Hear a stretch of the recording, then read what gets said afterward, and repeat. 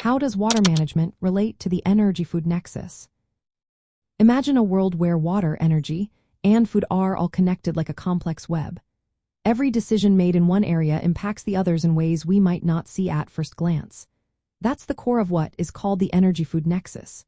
It's about understanding how these three resources depend on each other. Water plays a key role here because it's needed for growing food and producing energy. Without enough water, farms can't produce crops, and power plants can't operate efficiently. Most of the water used globally goes to agriculture. Farmers relying on water for irrigation to grow crops and raise animals.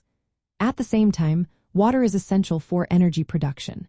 Power plants like coal, natural gas, and nuclear plants use water to cool down equipment. Hydropower, which generates electricity from moving water, depends entirely on water flow. Extracting fossil fuels and making biofuels also requiring water.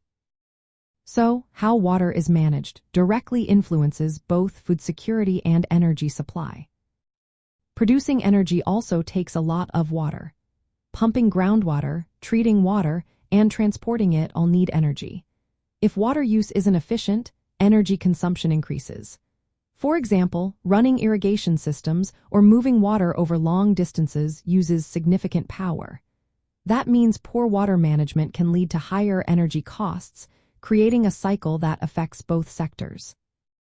Integrated water management helps coordinate how water is used across different needs. It's about planning and balancing water use for agriculture, energy, cities, and ecosystems. For example, a dam used for hydropower can also provide water for irrigation. But it might also impact fish and other wildlife downstream.